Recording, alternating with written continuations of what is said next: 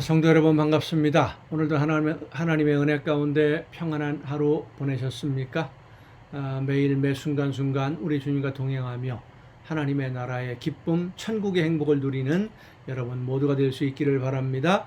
오늘 우리가 함께 은혜를 나눌 본문 말씀 신약성경 누가복음 3장 19절과 20절에 있는 말씀입니다. 누가복음 3장 19절 20절에 있는 말씀 봉독합니다.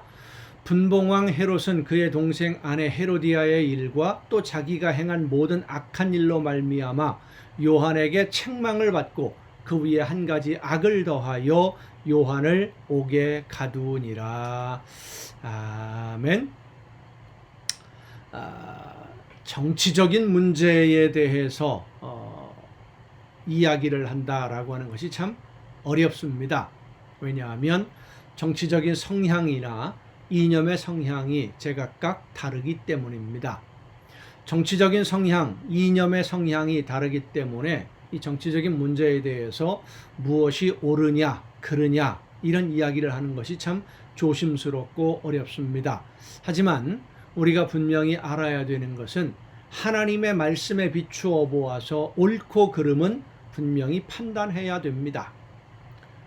우리나라에서는 정치와 종교는 분리되어야 된다. 이 종교 분리의 원칙을 이야기를 합니다. 옳은 이야기죠. 정치는 정치대로 할 일이 있고 종교는 종교대로 할 일이 있습니다. 하지만 문제는 신앙을 가지고 신앙생활을 하는 하나님을 믿고 예수님을 믿는 성도들은 정치와 종교 양쪽 모두의 관계가 있다고 하는 사실입니다. 믿음이라고 하는 측면에서는 종교, 기독교와 관계가 있고 생활이라는 측면에서는 정치와 밀접한 관련이 있죠. 정치라고 하는 것이 일부 정치인들이 싸우고 자기들끼리 먹을거리 나누어 먹고 자기들끼리 이권 나누어 가지고 하는 그것이 아니라 정치의 모든 부분들이 사실은 우리 모든 사람들의 일상생활과 직접적으로 연관이 있고 일상생활에 영향을 미치기 때문이에요. 그렇기 때문에 우리 믿는 성도들의 어떻게 보면 갈등이 여기에 있습니다. 말씀을 따라 믿음으로 살자니 정치적인 상황이 말씀대로 살도록 그냥 두지 않는 경우가 참 많이 있죠. 또 그렇다고 정치적인 상황에 맞추어 살자니 하나님의 말씀에 가책을 받는 경우도 있습니다. 자, 그럼 이런 문제들을 어떻게 해결해야 되느냐? 정치적인 문제가 옳으냐 그르냐, 이것이 맞느냐 틀리느냐 이것을 판단하기도 어려운데 그것을 신앙의 문제까지 연관시킨다고 하는 것이 참 어려운 문제입니다. 하지만 현실을 살아가려면 이런 문제들을 이제 어떻게든지 해결하고 넘어가야 되는 것이겠죠. 정치와 종교는 분리되어 있어야만 하고 정치와 종교가 하나가 되어서는 안 됩니다. 그렇다고 하더라도 교회에서는 열심히 신앙생활만 하고 예수님을 믿고 나중에 구원받아서 천국만 가면 되는 것이고 사회에 나가서는 정치적으로 잘 적응해서 살면 되느냐? 그럼 이중적인 삶이 되는 것이죠. 이제 교회는 우리가 살아가는 이 사회를 향해서 교회가 소속되어 있는 성도들이 속해 있는 그 사회에 대해서 무엇이 잘하는 것이고 무엇이 잘못된 것인지를 올바로 분별해야 되고요. 그 문제를 이야기할 수 있어야 됩니다. 하나님이 원하시지 않는 방향으로 가고 있으면 분명하게 지적을 해야지요. 교회가 정치를 하는 것이 아니라 마땅히 교회가 해야 할 일을 하는 겁니다. 교회가 몸담고 있는 이 사회에 성도들이 살아가는 사회의 문제에 대해서 교회가 대답을 주어야 됩니다. 오늘 우리가 살아가는 이 사회에는 참 많은 어려운 일들이 있어요. 빈부격차의 문제라든지 어려움을 당하고 소외당하는 사람들의 문제라든지 하나님의 관심이 있는 예수님의 관심이 있는 예수님이 이 세상에 오셔서 활동하실 때도 주로 찾아보고 주로 같이 했던 그런 사람들이 오늘도 있고요. 권력자들은 여전히 그 권력을 가지고 자기들의 개인의 이익을 위해서 권력을 사유화하는 사람들도 분명히 있습니다. 그것을 그냥 구경만 하고 있어서는 안 되는 것이고 하나님의 뜻에 어긋나는 거니까 하나님의 말씀과 어긋나는 것이니까 하나님이 원치 않는 방향으로 가고 있으면 옳지 않다. 그래서 예수님은 말씀하십니다. 예는 예하고 아니오는 아니오 하라. 옳고 그른 걸 구별을 해서 옳은 건 옳다고 하고 틀린 것은 틀렸다고 이야기를 해야 된다. 그 틀린 것을 그건 어떻게 할 거냐? 내가 들어가서 뭘 어떻게 힘을 사용해서 뭐 바꾸고 뒤집어 엎고 이런 것이 아니라 틀린 것은 틀렸다. 하나님의 말씀에 그렇지 않다. 이야기할 때 이야기해야 된다는 거예요. 오늘 본문이 바로 그러한 한 사건을 보여줍니다. 세례 요한은 하나님의 일을, 하나님이 맡기신 사명을 아주 훌륭하게 감당한 사람입니다. 그 당시에 왕 그러면 절대적인 권력을 가지고 있었던 사람이지요. 그 왕의 잘못을 비판한다. 이건 엄청난 위험한 일입니다. 목숨의 위협을 받으면서도 안 되는 건 안 된다. 이건 잘못했다라고 요한은 외쳤습니다. 오늘 우리 사회에는 헤롯과 같은 사람들이 많이 있습니다. 자기에게 위임된 권력을 가지고 개인의 이익을 위해서 사용하는 사람들, 모든 사람들을 위해 사용하라고 맡겨준 권력을 자기 개인의 이익을 위해서 아는 사람들을 위해서만 편파적으로 사용하는 사람들이 있습니다. 헤롯과 같은 사람들이에요. 그들을 향해서 무엇이 잘못된 것이고 어떻게 고쳐야 하는지 올바른 방향에 대해서 가르쳐주고 외쳐야 할 책임이 교회에 있고 성도들에게 있습니다. 잘못된 것을 바로잡는 책임이 교회에 그리고 하나님의 말씀을 믿는 믿음의 성도들에게 있다는 사실입니다. 에스겔 선지자를 통해서 주신 말씀대로 이웃이 범죄하고 있는데 가르쳐주지 않으면 그 책임을 교회가 져야 됩니다. 개인뿐만이 아니지요. 사회에 문제가 있으면 교회가 깨우쳐 주어야 합니다. 그렇지 않으면 교회가 하나님 앞에서 그 책임을 면할 수 없습니다. 물론 무엇이 옳은 것이고 무엇이 잘못된 것인지를 분별하기 위해서는 이념이라든지 사상이라든지 이런 것이 기초가 돼서는 안 됩니다. 내 이념이 보수적이냐 진보적이냐, 내 기본적인 사상이 사회주의적이냐 민주주의적이냐, 이런 자본주의적이냐, 이런 것 때문에 옳고 그름을 판단하지 말고 지나온 날들의 어떤 감정이나 누가 그렇다고 하더라, 이 사람이 이렇다고 하더라, 이런 것 때문에 판단하지 말고 성령의 인도하심을 따라서 하나님의 말씀에 비추어서 옳은 것은 옳다, 잘한다 라고 하고요, 잘못하고 있는 것은 이것은 잘못되었다 라고 말할 수 있어야 되는 것이 오늘 하나님의 나라 백성으로서 마땅히 해야 할 일이라는 사실을 여러분 잊지 마시기를 바랍니다. 기도하시겠습니다.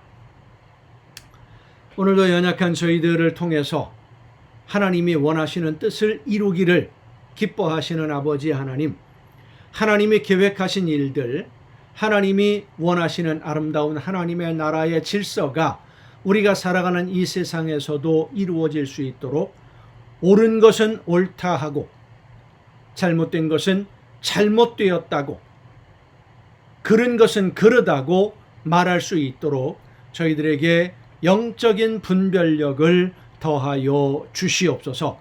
사람들의 말에 흔들려서 이리저리 휘몰려 다니는 그런 군중이 아니라 하나님의 말씀을 기초로 하여 성령의 인도하심을 따라 옳고 그름을 분별하고 옳은 것은 옳다고 잘못된 것은 잘못되었다고 담대하게 외치며 가르쳐 줄 수 있는 우리 모두가 되게 하여 주시옵소서. 이 모든 말씀을 예수님의 이름으로 기도하옵나이다. 아멘. 오늘 우리가 함께 통독할 하나님의 말씀 열왕기하 14장부터 함께 통독을 하겠습니다. 열왕기하 14장부터 보면 남왕국 유다나 북왕국 이스라엘이 가장 부강했던 평안하고 태평성대를 누렸을 당시의 기록입니다. 요아스가 신하들에게 암살을 당했습니다마는 그 아들이 왕위를 이었고 그 왕위가 굳건해졌을 때 왕을 암살한 신하들을 처형하면서 그 신하들의 권위에 눌려 있다가 왕권을 강화한 다음에 그 신하들을 처벌하면서 부강한 나라로 만들었어요. 그리고 에돔과의 전쟁에서 승리도 하게 되고, 그렇지만 그렇게 나라가 부강해지고 전쟁에서 이기니까 우쭐해져서 북왕국 이스라엘과 싸움이 없었거든요, 그동안. 그런데 북왕국 이스라엘과 전쟁을 벌이다가 포로로 끌려가는 그런 비극도 경험하게 됩니다. 북왕국 이스라엘 역시 태평성대를 누리게 됩니다. 그것은 왕들이 잘 통치를 해서 그런 면도 있겠습니다만은, 그 당시에 강대국이었던 아수르가, 세계 역사에 보면 아시리아죠. 이 아수르가 아람과의 전쟁에서 양패구상을 당합니다. 두 나라가 다 엄청난 피해를 입고 국력이 약해졌어요. 그러다 보니까 북왕국 이스라엘에 대한 침략을 하지 못하고 좀 소강 상태가 되었을 때 나라가 평안하고 부강해진 것인데, 그 시기에 활동했던 선지자가 아모스, 호세아, 요나 이런 선지자입니다. 아모스 선지자, 정의를 외치는 선지자고요. 호세아는 돌아오라, 하나님의 말씀으로 돌아오라 라고 외쳤던 그런 선지자입니다. 경제적으로, 정치적으로, 사회적으로 안정이 되었지만 영적으로는 더욱 부패했던 이스라엘을 향해서 하나님의 말씀을 선포했던 선지자들이 활동했던 시기가 오늘 우리가 함께 통독할 바로 그 시기입니다. 열왕기하 14장부터 함께 통독하시겠습니다. 이스라엘의 왕 여호아하스의 아들 요아스 제2년에 유다의 왕 요아스의 아들 아마샤가 왕이 되니, 그가 왕이 된 때에 나이 25세라. 요아스가 신하들에게 암살당하고 아마샤가 왕이 된 겁니다. 예루살렘에서 29년간 다스리니라. 그의 어머니의 이름은 여호앗단이요 예루살렘 사람이더라. 아마샤가 여호와 보시기에 정직히 행하였으나 그의 조상 다윗과는 같지 아니하였으며, 그의 아버지 요아스가 행한 대로 다 행하였어도, 그러니까 하나님의 말씀대로 열심히 해보려고 노력은 했었다라는 것이죠. 오직 산당들을 제거하지 아니하였으므로 백성이 여전히 산당에서 제사를 드리며 분향하였더라. 나라가 그의 손에 굳게 섬에 그의 부왕을 죽인 신복들을 죽였으나 왕을 죽인 자의 자녀들은 죽이지 아니하였으니, 이는 모세의 율법책에 기록된 대로 함이라. 곧 여호와께서 명령하여 이르시기를 자녀로 말미암아 아버지를 죽이지 말 것이요 아버지로 말미암아 자녀를 죽이지 말 것이라. 오직 사람마다 자기의 죄로 말미암아 죽을 것이니라 하셨더라. 아마샤가 소금 골짜기에서 에돔 사람 10,000명을 죽이고 또 전쟁을 하여 셀라를 취하고 이름을 욕대일이라 하였더니 오늘까지 그러하니라. 아마샤가 예후의 손자 여호아하스의 아들 이스라엘의 왕 요아스에게 사자를 보내 이르되, 오라 우리가 서로 대면하자 한지라. 대면한다라는 게 얼굴 마주보자는 얘기가 아닙니다. 한판 싸우자, 전쟁을 벌이자라는 얘기예요. 이스라엘의 왕 요아스가 유다의 왕 아마샤에게 사람을 보내 이르되, 레바논 가시나무가 레바논 백향목에게 전가를 보내어 이르기를 내 딸을 내 아들에게 주어 아내로 삼게 하라 하였더니, 레바논 들짐승이 지나가다가 그 가시나무를 짓밟았느니라. 내가 에돔을 쳐서 파하였으므로 마음이 교만하였으니 스스로 영광을 삼아 왕궁에나 내 집으로 돌아가라. 어찌하여 화를 자취하여 너와 유다가 함께 망하고자 하느냐 하니, 그러니까 한번 전쟁에서 이겼으면 기분 좋게 집으로 가지, 왜 쉽게 말해서 그렇습니다. 건방지게 대들려고 하냐. 그러다 큰 코 다친다. 아마샤가 듣지 아니하므로 이스라엘의 왕 요아스가 올라와서 그와 유다의 왕 아마샤가 유다의 베세메스에서 대면하였더니, 유다가 이스라엘 앞에서 패하여 각기 장막으로 도망한지라.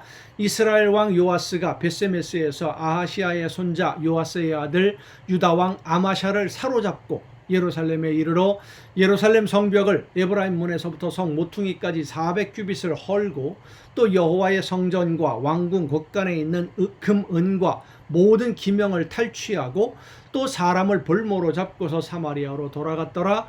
요아스의 남은 사적과 그의 업적과 또 유다의 왕 아마샤와 싸운 일은 이스라엘 왕 역대지략에 기록되지 아니하였느냐.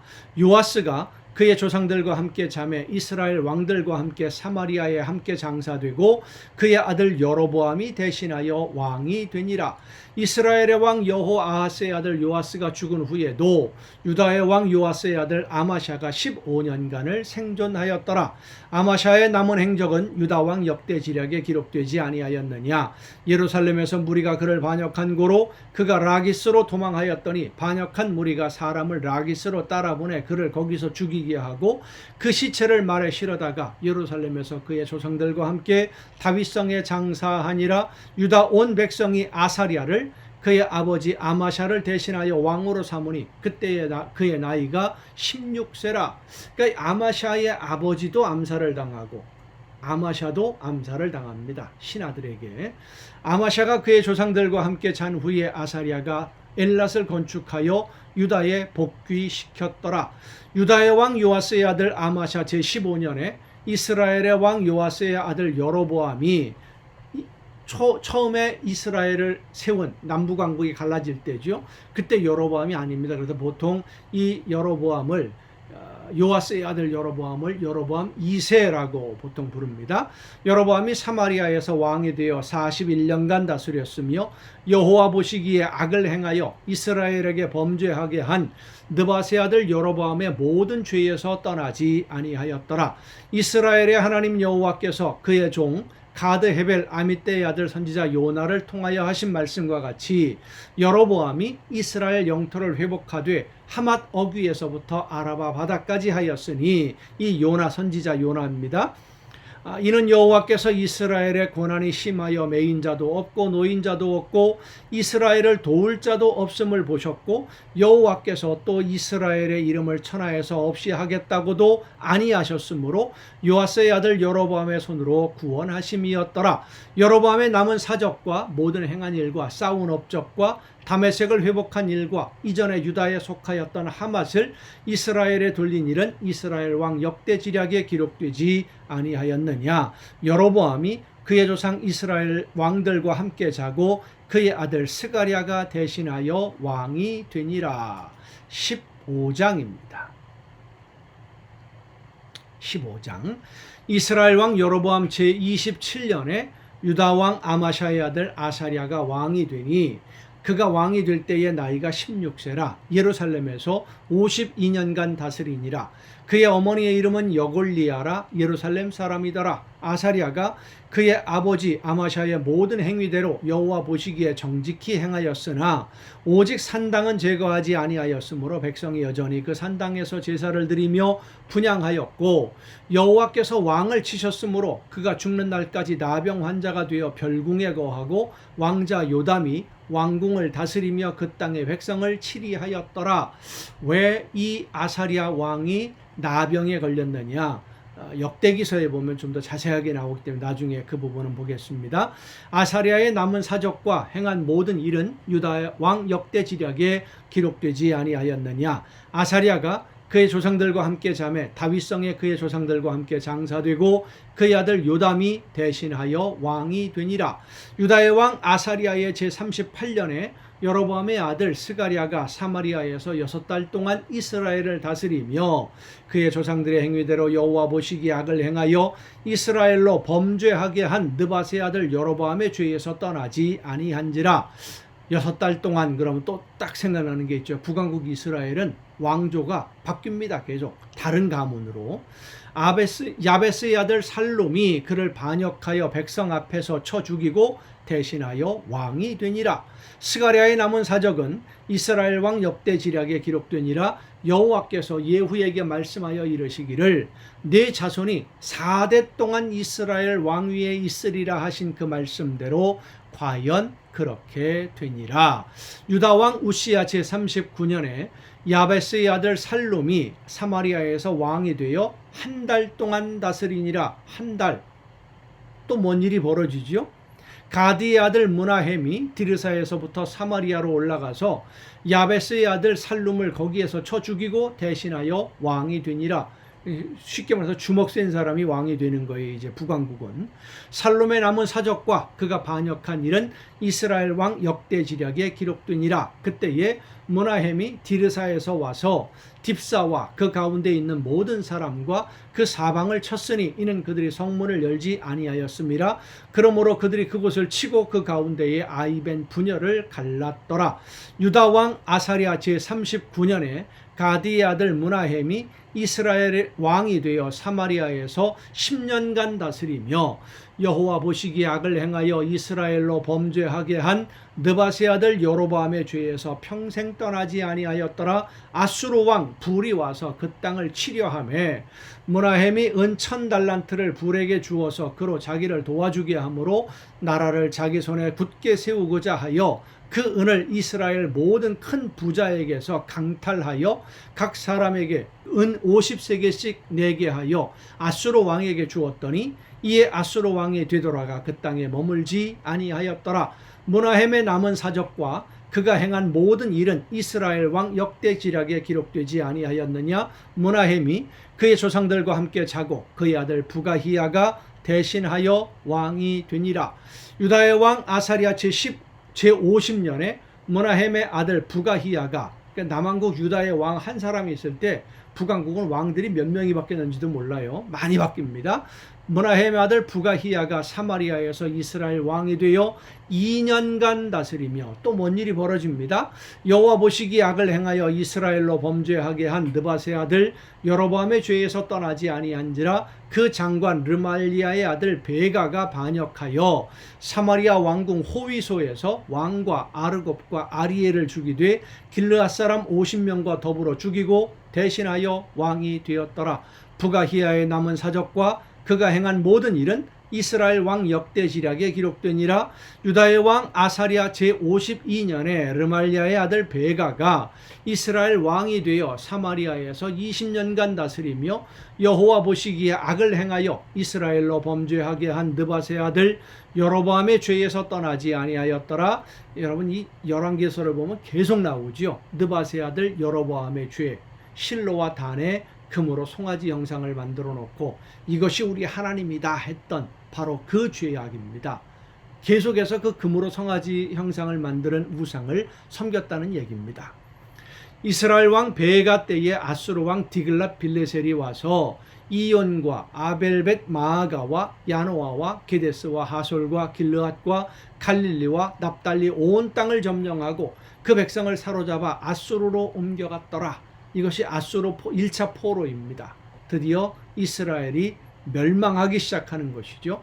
우시아의 아들 요담 제20년에 일라의 아들 호세아가 반역하여 르말리아의 아들 베가를 쳐서 죽이고 대신하여 왕이 되니라. 나라도 빼앗기고 망해가는데 자기들끼리 또 죽고 죽이면서 반란을 일으키고, 베가의 남은 사적과 그가 행한 모든 일은 이스라엘 왕 역대지략에 기록되니라. 이스라엘의 왕 르말리아의 아들 베가 제2년에 유다 왕 우시아의 아들 요담이 왕이 되니, 우시아, 아사랴 같은 사람입니다. 이름만 좀 다르지요.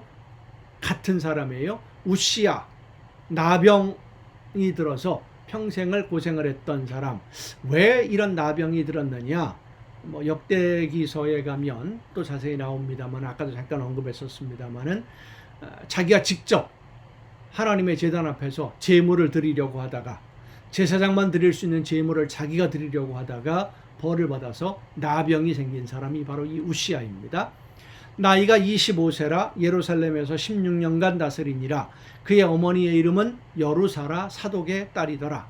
요담이 그의 아버지 우시아의 모든 행위대로 여호와께서 보시기에 정직히 행하였으나 오직 산당을 제거하지 아니하였으므로 백성이 여전히 그 산당에서 제사를 드리며 분향하였더라. 요담이 여호와의 성전의 윗문을 건축하니라. 요담의 남은 사적과 그가 행한 모든 일은 유다 왕 역대지략에 기록되지 아니하였느냐. 그때에 여호와께서 비로소 아람 왕 르신과 르말리아의 아들 베가를 보내어 유다를 치게 하셨더라. 요담이 그의 조상들과 함께 자매 그의 조상 다윗성의 조상들과 함께 장사되고 그 아들 아하스가 대신하여 왕이 되니라. 아멘. 남왕국 유다는 그래도 하나님의 약속하심을 따라서 다윗의 후손들이 왕의 자리에 있으면서 어떻게든 하나님이 원하시는 대로 해보려고 노력들은 했습니다마는 백성들이 말을 듣지 않았고요. 북왕국 이스라엘은 힘만 있으면 반란을 일으켜서 왕이 되었습니다마는 우상 숭배에 너무 열심을 내었기 때문에 사실은 남왕국 유다보다는 북왕국 이스라엘이 훨씬 더 강했었지요. 10지파가 그쪽으로 나갔으니까 훨씬 더 강했었고 지역 넓었는데 더 먼저 멸망하게 됩니다. 좋은 조건을 가지고 있어도 하나님의 말씀대로 순종하지 않으면 그만 있는 모든 것 빼앗기고 마는 것입니다. 이런 교훈들을 말씀을 통해서 다시 한번 깨달을 수 있기를 바랍니다. 오늘도 여러분 수고 많으셨습니다. 내일 또 정한 이 시간, 이 가정 예배를 통해서 여러분 모두 한 번도 빠짐없이 다 같이 다시 만날 수 있기를 바랍니다. 내일 뵙겠습니다.